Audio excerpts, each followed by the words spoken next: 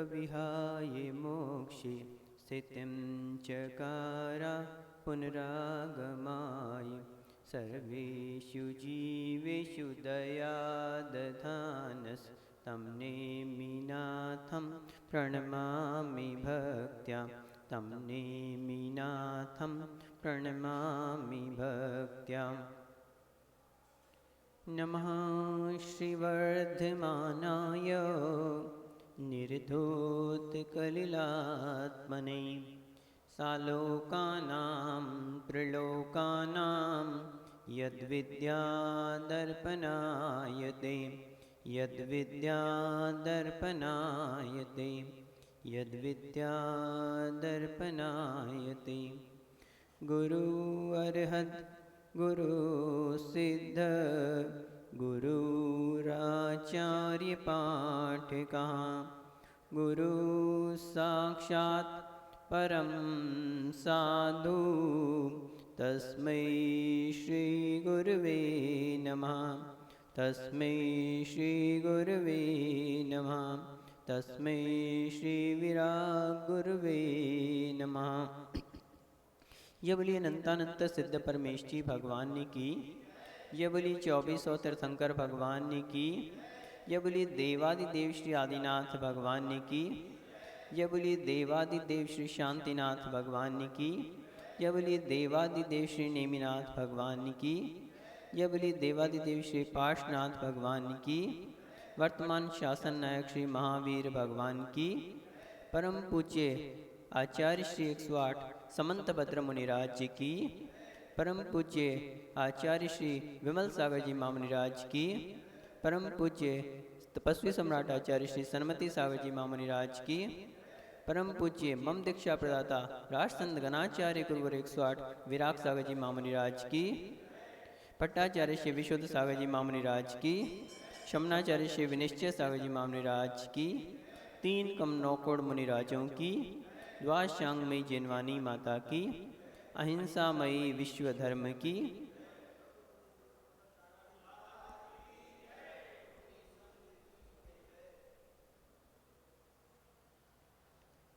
बंधुओं, जैसे कि आपको विदित है कि हमारी वाचना चल रही है परम पूज्य आचार्य समंतभद्र महाराज द्वारा विरचित रत्नकंठ शावकाचार ग्रंथ पर, जिसमें आचार्य प्रमेष्ठी धर्म का लक्षण बताते हैं और धर्म के ईश्वर जो अरिहंत परमेष्ठी हैं, तीर्थंकर देव हैं, उनके विषय में यहाँ बतला रहे थे, जिसमें उन्होंने बताया था कि धर्म के ईश्वर जो अरिहंत देव होते हैं, जो सच्चे देव होते हैं, उनके 3 लक्षण यहाँ पर बताए थे। कोई बता सकता है कौन से 3 लक्षण?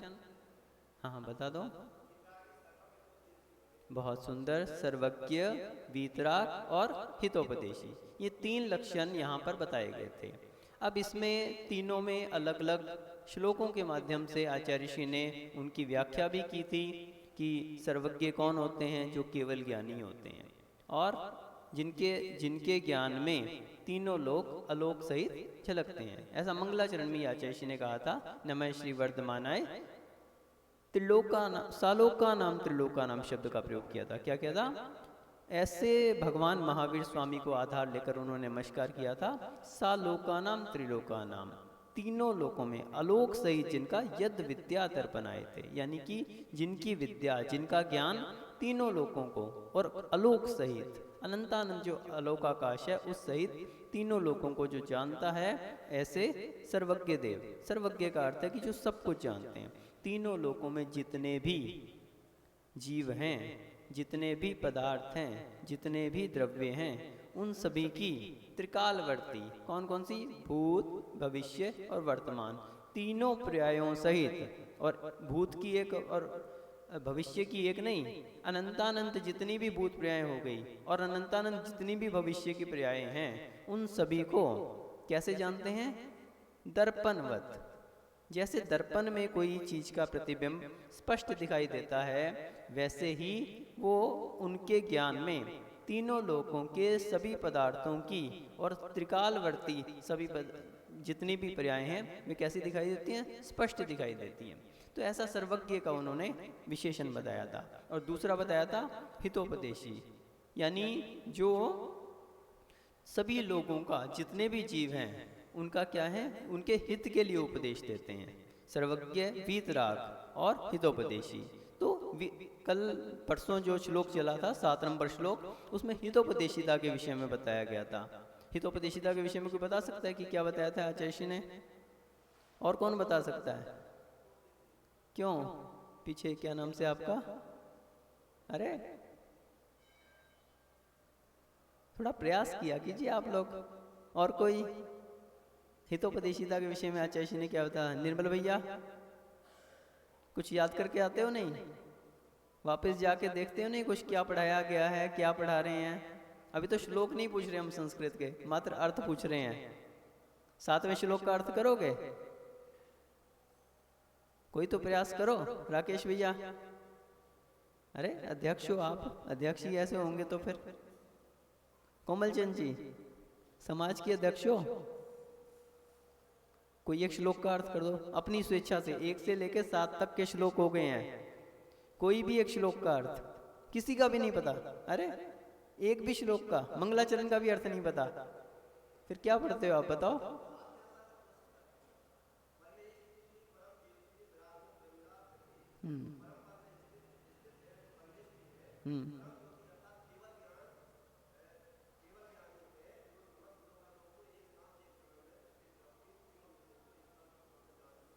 जिनकी परम ज्योति, यानी कि जिनका केवल ज्ञान जानता है।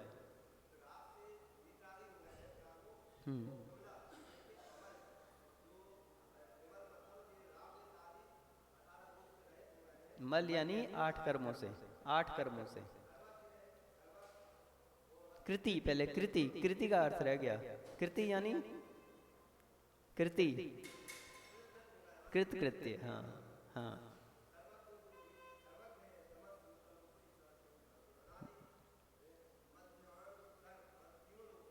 नहीं, आदि मध्य और अंत से रहित हैं।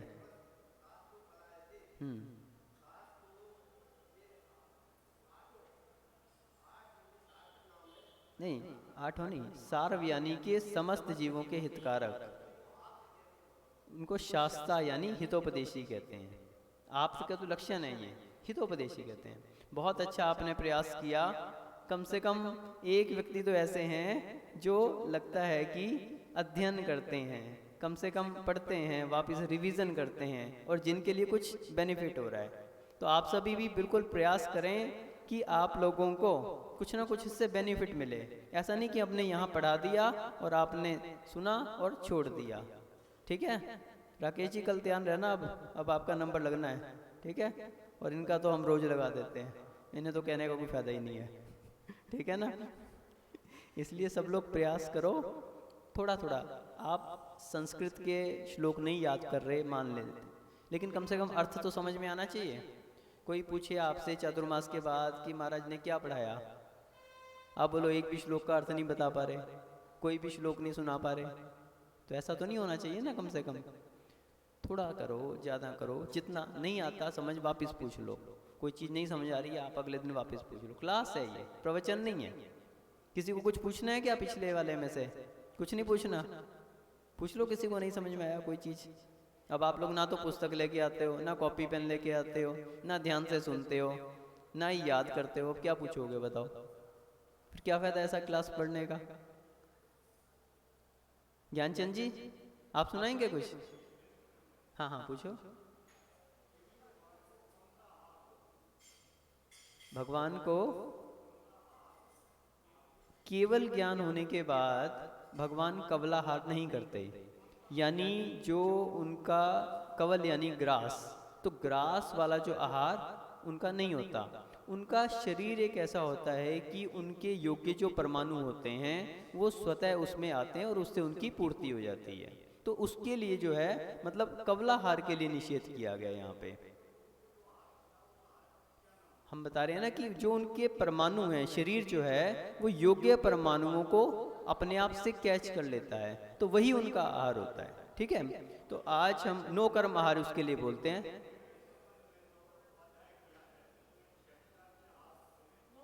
नो कर्माहार हो गया ना उसको, नो कर्माहार। हाँ हाँ, तो उसके लिए योग्य परमाणु जो होते हैं ना, वो चारों ओर से आके उनके शरीर ग्रहण कर लेता है, तो वही उनके आहार होता है।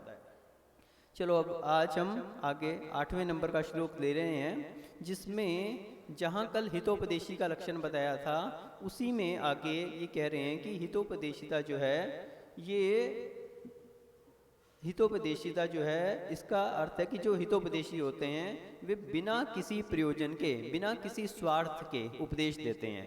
यानी भगवान जो सभी जीवों के लिए उपदेश देते हैं, ये तो कल बताया था, लेकिन आज ये बता रहे हैं कि जो वो उपदेश देते हैं उसके लिए उसके पीछे उनका कोई स्वार्थ नहीं रहता, क्योंकि वो वीतरागी हो चुके हैं। जो वीतरागी होंगे वो कोई भी उपदेश देंगे तो क्या उसके पीछे कोई स्वार्थ हो सकता है? वही बात यहाँ पे बता रहे हैं। तो सब लोग हाथ जोड़ लेंगे। अनार्थमार्थम बिना रागई, अनार्थमार्थम बिना रागई, शास्ता शास्ति सतो हितम, शास्ता शास्ति सतो हितम, ध्वन्यन् शिल्पिकरस्पर्शा, ध्वन्यन् शिल्पिकरस्पर्शान्, मूर्जा किं पेक्ष्यते, मूर्जा किं पेक्ष्यते, अनाथमार्थम बिना रागै, शास्ता शास्ति सतो हितम, ध्वन्यन् शिल्पिकरस्पर्शान्, मुञ्जा किं पेक्ष्यते।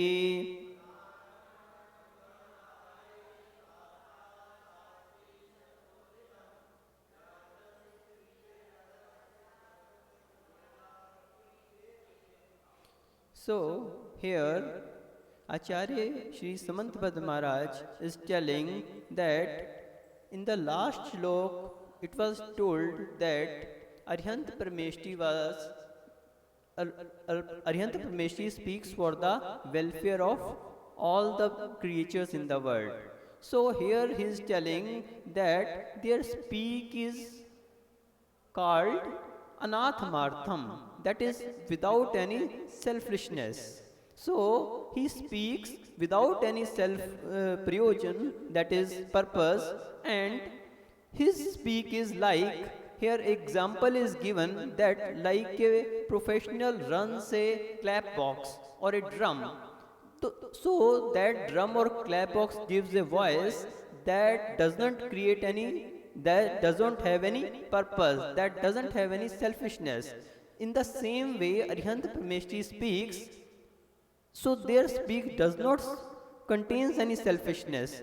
So that is why he is called अनाथमार्थम, without any selfishness.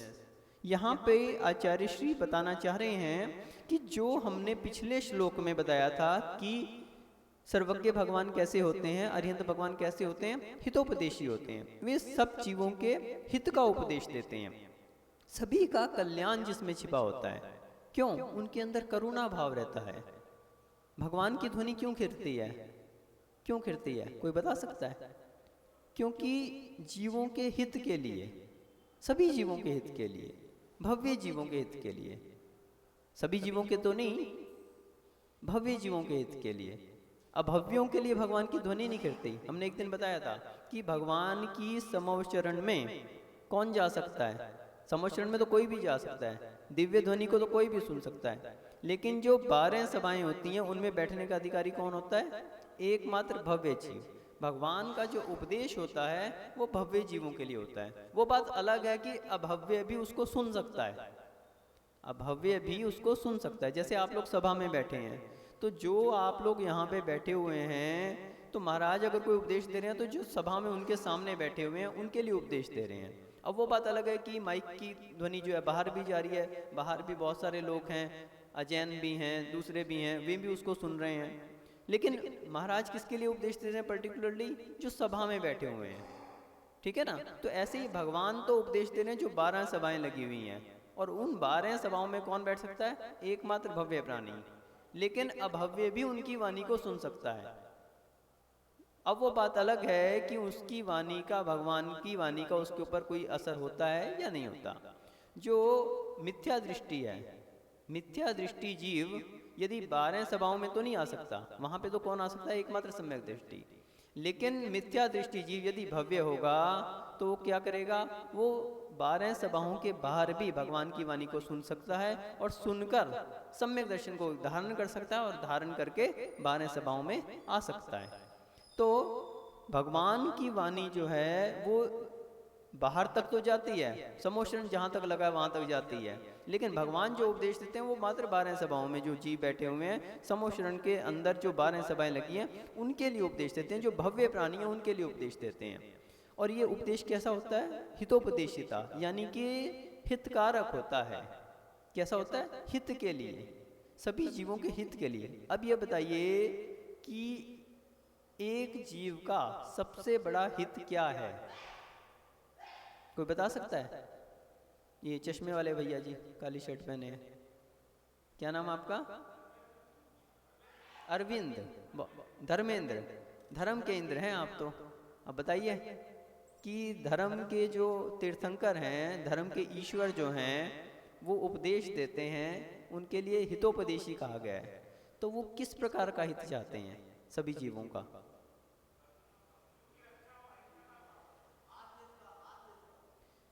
हित तो बहुत प्रकार का हो सकता है। जैसे कोई भूखा है उसको रोटी दे दें, अब उसका हित हो गया। कोई प्यासा है उसको पानी पिला दें, अब ये भी उसका हित हो गया। किसी के पास कपड़े नहीं है उसके लिए कपड़े दे देना, ये भी उसका हित है। आप भी बहुत सारे हित करते हैं। तत्वार्थ सूत्र में एक सूत्र आया, परस्परो ग्रहो जीवानाम। क्या सूत्र आया? परस्परो ग्रहो जीवानाम। ये आपने कहीं मंदिर में या कहीं एक जैन धर्म का प्रतीक मोनो जिसे आप बोलते हैं ना, तो मोनो वो देखा होगा, 3 लोग का नक्शा बना रहता है, और उसमें उसके नीचे क्या लिखा रहता है? परस्परो ग्रहो जीवानाम। तत्वार्थ सूत्र में ये सूत्र आया है। तो इसका क्या अर्थ है? कोई बता सकता है? प्रेम भाव नहीं है इसका अर्थ, उपकार। परस्परो ग्रहो जीवानाम, यानी कि जीव जो हैं, जितने भी जीव हैं, वे एक दूसरे का उपकार करते हैं। सभी जीव क्या करते हैं? एक दूसरे का उपकार करते हैं। जहां आचार्य श्री ने 5वें अध्याय में सभी द्रव्यों के उपकार बताए कि धर्म द्रव्य क्या करता है? वो चलाने में सहायक है, अधर्म द्रव्य रोकने में सहायक है, काल द्रव्य जो है वर्तना लक्षण है उसका परिवर्तन कराने में सहायक है, आकाश द्रव्य सबको अवकाश देने में सहायक है। तो बोले जीव का क्या उपकार है? जीव दूसरों पे क्या उपकार करता है? तो बोला परस्परो ग्रहो जीवानाम। सभी जीव एक दूसरे का क्या करते हैं? उपकार करते हैं। तो ये जो उपकार है, जैसे गुरु शिष्य का उपकार करते हैं, गुरु क्या करते हैं? शिष्य का उपकार करते हैं। गुरु शिष्य के लिए उपदेश देते हैं, उसको अच्छे मार्ग पे लगाते हैं, उसकी बुराइयां छुड़वाते हैं, उसका मोक्ष मार्ग प्रशस्त करते हैं, उसके लिए अनेक प्रकार की शिक्षाएं देते हैं। लौकिक गुरु भी होते हैं, वे भी अपने जो टीचर्स होते हैं वे भी अपने स्टूडेंट्स को बहुत सारे लेसन्स पढ़ाते हैं, बहुत सारी लौकिक शिक्षाएं देते हैं, अनेक प्रकार की कलाओं से युक्त करते हैं। तो क्या कर रहे हैं? उसका उपकार करें। और शिष्य क्या करता है? तो गुरु का उपकार करता है। जैसे जो लौकिक आप स्कूल में देखते हैं तो क्या होता है? स्टूडेंट जो है फीस देता है, फीस के माध्यम से जो है उससे जो टीचर है उसकी सैलरी मिलती है। और यहाँ पे जो अलौकिक गुरु होते हैं, धर्म गुरु होते हैं, उनके लिए शिष्य क्या उपकार करता है? वो उनके अनुशासन में रहता है, उनकी बात मानता है, उनसे जो शिक्षाएं ग्रहण की हैं उसको क्या करता है? वो अपने जीवन में धारण करता है, उनकी बात को ध्यान से सुनता है। जैसे हम लोग भी आपको प्रवचन दे रहे हैं, तो अब आपका क्या कर्तव्य है? आप क्या उपकार कर सकते हैं हम लोगों का? उसको ध्यान से सुनो, उसको याद करने का प्रयास करो। इसीलिए हम कहते हैं जो क्लास पढ़ाई जाती है उसमें बहुत अच्छी अच्छी चीज़ें निकलती हैं, और ये आपके ही बेनिफिट के लिए। अगर हम तो अपना कार्य करेंगे, हम तो अपना लेसन पढ़ा देंगे, अपना श्लोक पढ़ाया, अर्थ किया और आपको समझा दिया, विस्तार कर दिया थोड़ा सा, हमारा आधा घंटा पूरा हो गया, हमारा काम पूरा हो गया। आपको क्या मिला? आपको क्या मिला? आप तभी ग्रहण कर सकते हैं जब आप ग्रहण करने की इच्छा रखेंगे, आप उसमें इंटरेस्ट लेंगे, उसको नोट करेंगे, रिवीजन करेंगे, कुछ नहीं आएगा तो पूछेंगे, तो इससे क्या होगा? आपके ही शिवोपशम में वृद्धि होगी। तो हम बात कर रहे थे उपकार की, तो गुरु शिष्य का उपकार करता है, शिष्य गुरु का उपकार करता है। और शिष्य का क्या उपकार है कि वो गुरु के अनुशासन में रहता है, उनकी हर बात को मानता है, हृदय में धारण करता है, जो भी शिक्षाएं देता है उन्हें याद रखता है और अपने जीवन में उनका आचरण करता है। इसी प्रकार से हम देखते हैं दुकानदार है, वो अपने ग्राहक का उपकार करता है, उसके लिए वस्तु देता है, ग्राहक उसके लिए पैसा देता है। कहीं भी हम देख लें, मालिक जो है नौकर को पेमेंट करता है और नौकर जो है उनकी सेवा करता है। तो सभी एक दूसरे का उपकार करते हैं। जल है, वो आपकी प्यास बुझाता है। तो जितने भी जीव हैं वो क्या करते हैं? एक दूसरे का उपकार करते हैं।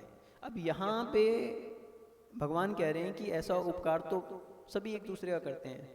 अब भगवान जो हित की बात कर रहे हैं कि हितोपदेश, वो सभी जीवों का हित करते हैं। सभी जीवों पे क्या उपकार करते हैं, क्या हित करते हैं उनका? तो बोले ये सभी तो जो हित हैं ये तो सभी लौकिक हित हैं, ये तो बहुत छोटी छोटी चीज़ें हैं।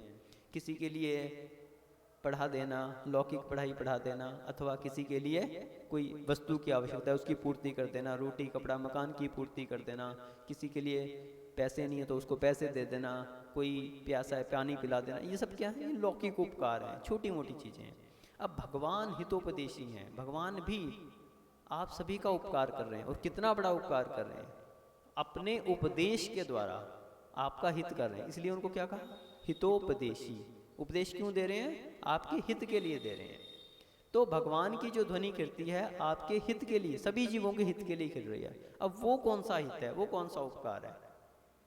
वो हित मोक्ष मार्ग पे लगाना है। भगवान कैसे होते हैं? मोक्ष मार्गोपदेश का। आप सभी ये जो संसार है, 3 लोक में जो व्यक्ति भ्रमण कर रहा है, कभी नरक गया, कभी स्वर्ग गया, कभी नरक गया, भ्रमता भ्रमता ही आया है, आप पढ़ते हैं ना? तो ये अनादि काल से जो भ्रमण चल रहा है उसका, संसार के जो अनंत दुखों को वो झेल रहा है, और कब से झेल रहा है? अनंत काल से। उससे छुड़वाने के लिए कहें गुरु करुणाधार, करुणा से भीग कर भगवान कैसे देते हैं? करुणा है उनके अंदर। कैसा वात्सल्य, कैसी करुणा? संसार के प्रत्येक प्राणी का,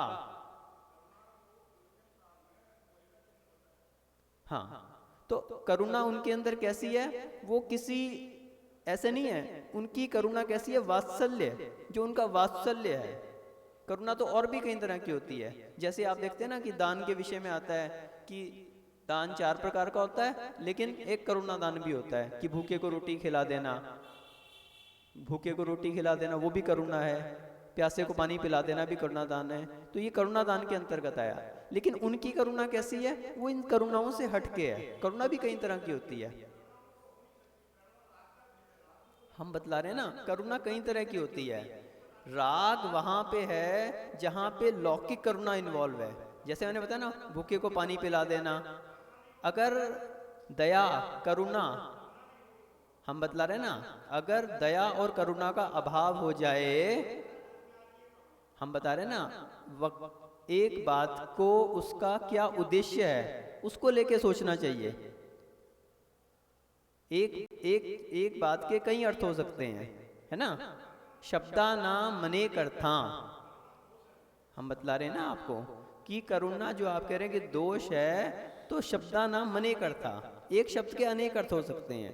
करुणा वहां पे कौन सी ली जा रही है? आप ये देखो, अगर लौकिक रूप से करुणा है तो वो राग का भाव है। लेकिन ऐसी करुणा क्यों? आप देखिए, अहिंसा, अहिंसा, दया विशुद्धो, दया को क्या कहेंगे आप? अहिंसा परमो धर्मा। क्यों? धम्मो दया विशुद्धो। अब कहो कि ये गलत है। आचार्य श्री ने कहा है धम्मो दया विशुद्धो, ये कहा है कि नहीं कहा? तो क्या ये गलत है वाक्य? दया को क्या आप वहां पे राग का अर्थ कहेंगे? तो हमें सही अर्थ को लेना चाहिए। तो जो दया है, करुणा है, वो कैसी करुणा है? संसार के प्राणियों को संसार से निकाल के मोक्ष सुख में रखना, इतनी बड़ी करुणा है।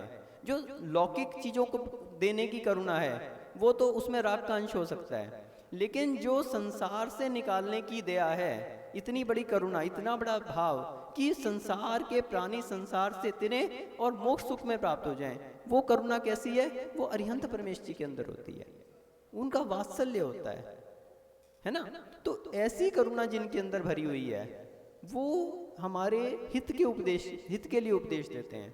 और उनका जो उपदेश है वो संसार में फंसाने वाला नहीं है, संसार की वस्तुओं की पूर्ति करने वाला नहीं है, संसार से उबारने वाला, संसार के दुखों से उबार कर मोक्ष सुख में जो धरते हैं, वो ऐसा उपदेश देते हैं। और उनका जो ये उपदेश है वो कैसा है?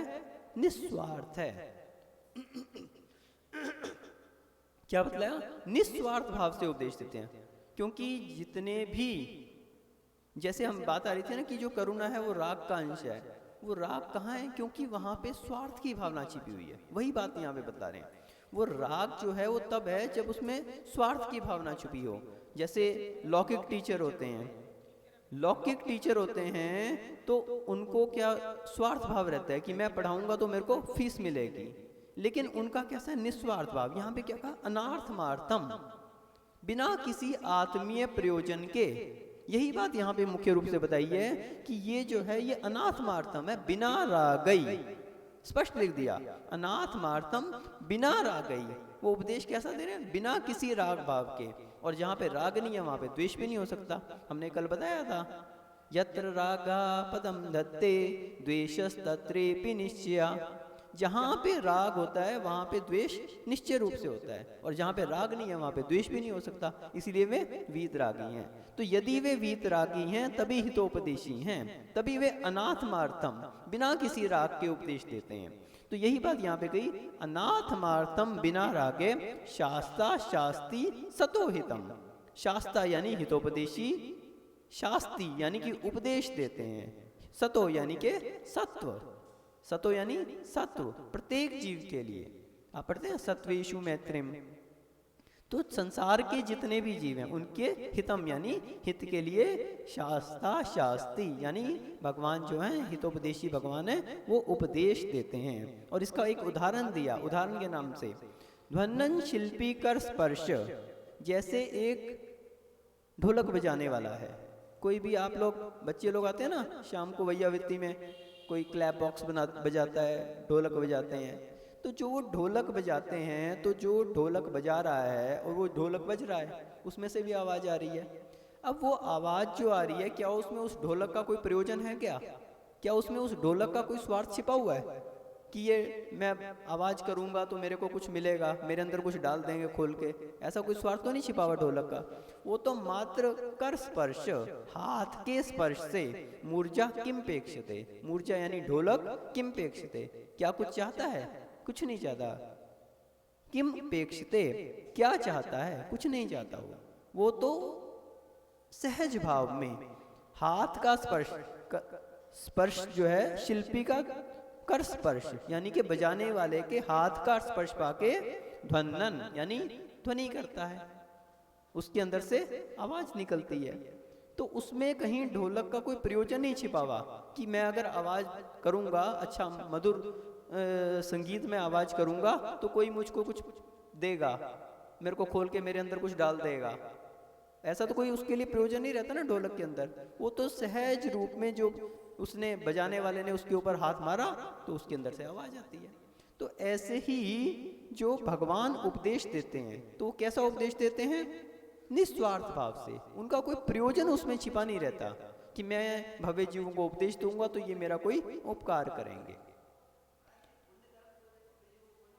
हाँ, जो बात आपने कही ना पुण्य कर्म से, भव्य कर्म जीवों के पुण्य कर्म से भगवान की वाणी खिलती है, सहज रूप में खिलती है, उनमें उनका कोई स्वार्थ नहीं छिपा रहता। आप ये देखिए तीर्थंकरों का जो विहार होता है उसके लिए कोई आपके श्रीफलों से उनका विहार नहीं होता कि महाराज भगवान हमारे नगर में विहार हो जाए, भगवान हमारे नगर में विहार। सहज रूप से उनका जहाँ जहाँ पुण्यशाली जीव होते हैं उनका जो पुण्य होता है, उनकी पुण्य वर्गनाओं के कारण उनका विहार होता है, और उनके पुण्य वर्गनाओं के कारण समोशन लगता है, उनकी पुण्य वर्गनाओं के कारण ध्वनि खिरती है। आप देखिए कि जब तक भगवान की समव शरण में कोई ऐसा पुण्यात्मा जीव ना हो जो उनकी वाणी को झेल सके, तब तक उनकी वाणी नहीं खिलती। आप देखिए भगवान महावीर स्वामी की कितने दिन तक वाणी नहीं खिली? 65 दिन तक। 66वें दिन जाके उनकी वाणी खिली। क्यों? तब तक इतना पुण्य नहीं था किसी का कि उनकी वाणी को झेल सके, इतना पुण्यशाली कोई भी नहीं था। तो गौतम गंधर ने अपन देखा था कि अभी गुरु पूर्णिमा वाले दिन कि गौतम गंधर जब प्रवेश करते हैं, ऐसे पुण्यशाली जीव जब प्रवेश करते हैं, तो भगवान की वाणी खिरती है। तो भगवान की वाणी जो खिरती है उसमें कोई भी स्वार्थ छिपा नहीं रहता, सहज रूप से खिरती है। तो यहाँ पे वही बताया है कि जैसे एक ढोलक सहज रूप से बजता है, उससे जो ध्वनि निकलती है सहज रूप से, बिना किसी स्वार्थ के। वही बात यहाँ पे की कि भगवान का जो उपदेश होता है वो कैसा होता है? निस्वार्थ होता है। इसीलिए भगवान के लिए वीतरागी, राग के बिना, द्वेष के बिना, उससे रहित कहा गया है। और उनका जो हितोपदेशिता कही गई है वो सभी जीवों के उपकार के लिए होती है। यह बात यहाँ पे बतलाई गई है। आगे इससे अगले श्लोक में, जब अभी तक देव का वर्णन चल रहा था, अब सच्चे शास्त्र का लक्षण अगले श्लोक में हम पुनः देखेंगे। आज आप भी भगवान की वाणी जब भी आपको सुनने का मौका मिले, चाहे गुरुओं के माध्यम से मिले, चाहे जिनवाणी के माध्यम से मिले, उस ध्वनि को, उस हितोपदेश को अपने हृदय में धारण करें और वो हितोपदेश आपके हित का करने वाला हो। इसी भावना से जब बोले परम पूज्य गणाचार्य गुरुवर 108 विराग सागर जी महामुनि राज की जय।